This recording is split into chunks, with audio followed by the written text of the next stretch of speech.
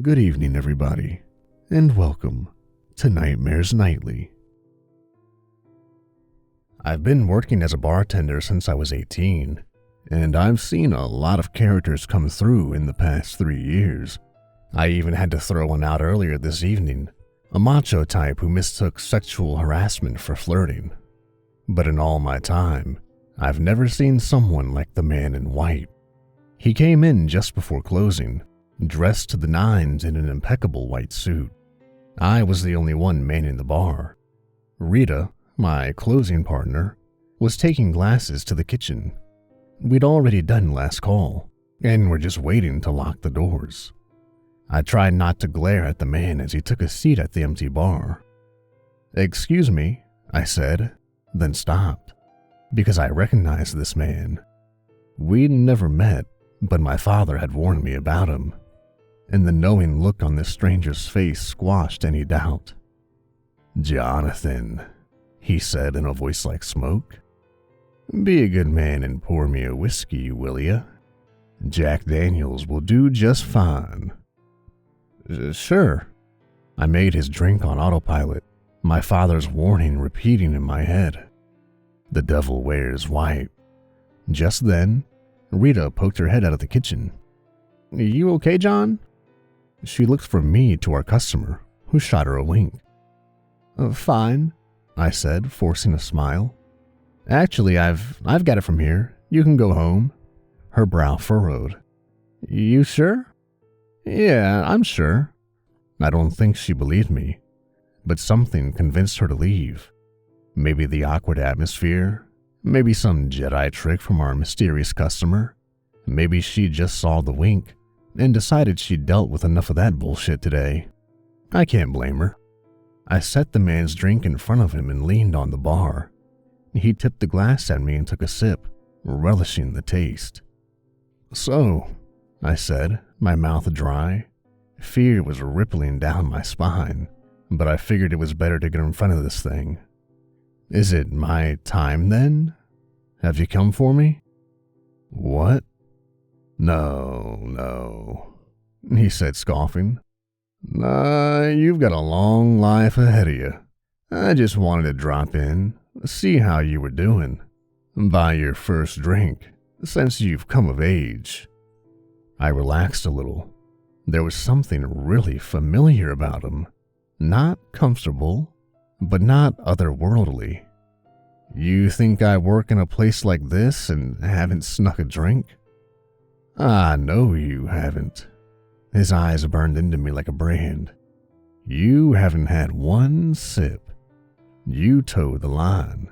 Always stick to the straight and narrow, even when it bites you in the ass. You're a good kid." Hearing those words from his lips made my heart sink. But it's not gonna save me.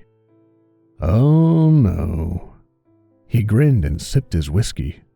"The deal's been made. Ain't no going back on that." It isn't fair. A refrain that's haunted my life, but I knew better than to say it out loud. Instead, I poured myself a glass of our finest whiskey and came around the other side of the bar. The man in white grinned as I sat, one stool between us. "Attaboy," he said, raising his glass. I raised mine, then took a drink. The whiskey burned all the way down and I coughed, setting my glass unsteadily on the bar. The man in white laughed, the raucous sound booming in the empty bar.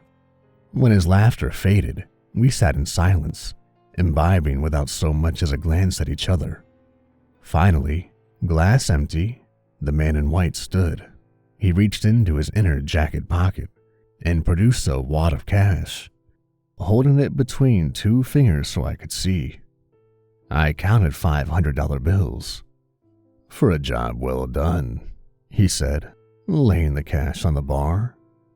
Then he turned to go, adjusting his jacket as he went.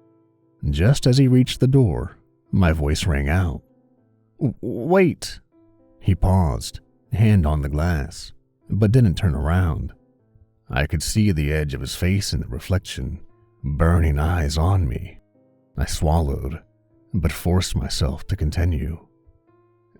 Is there anything I can do? Anything?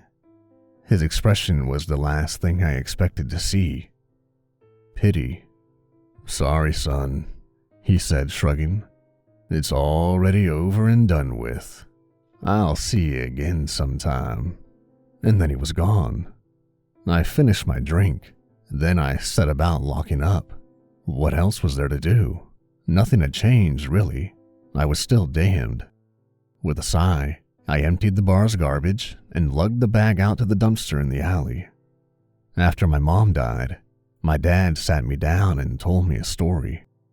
He and my mom had trouble conceiving, and after years of doctors and treatments, they were about to give up. My dad was in a seedy bar, getting wasted after yet more bad news from the doc, when a man in white sat next to him. Said he heard I was having some trouble, my dad told me. His eyes were distant and the hand holding the can of Bud shook. Said he could fix it, if I wanted. But, he said, and his eyes got real shiny, like he was looking at $1 million. He's only yours as long as his heart's beating. When it's all over, he's mine. Of course, I thought he was making a sick joke, and I told him so. I didn't believe it until he showed me Mom's suicide note. I guess knowing what she'd done to the son she'd wanted so badly was more than she could bear. I've tried to live my life right. I go to church every Sunday. I pray every morning and night. Like Old Scratch said, I follow every rule to the letter, even when it gets me in trouble. I've begged God to save me, been baptized and born again. But the man upstairs isn't as straightforward as his counterpart, and I guess even he respects legal contracts. I opened the dumpster lid and chucked the bag in, feeling empty. So much for Christ dying on the cross. I wonder if he knew he'd been had when they nailed him up there. Hey, asshole! I turned around slowly to find a man standing at the end of the alley. It took me a moment to recognize him, the jackass who'd been bothering Rita earlier. Can I help you? I asked. You ruined my night. He stomped towards me, cracking his knuckles. I watched calmly. And now, you're gonna apologize. God, today's shit just wasn't gonna end. Screw you, I said as he loomed over me. You little bitch. He screamed and swung a clenched fist at my face. I'm not exactly sure what happened. Something in me just snapped. The next thing I knew, I was wailing on him, pummeling him with a fury that had smoldered for years, just waiting for enough oxygen to flare. He didn't stand a chance. By the end, blood splattered the ground, my clothes, my face. I lifted my foot from his crushed skull, breathing heavily. I expected to feel afraid. I expected to feel guilty. But instead, I felt euphoric. I looked at my blood-stained hands and began to laugh. I understood it now. My parents hadn't given me a curse, but a gift. I dragged the body into the kitchen, where I'd have all the tools I needed to dispose of it. A few hours later, and I was in a new change of clothes I kept stashed in my duffel. You wouldn't believe how many drinks I've gotten spilled on me. Then I was all washed up and on my way home. I was practically whistling.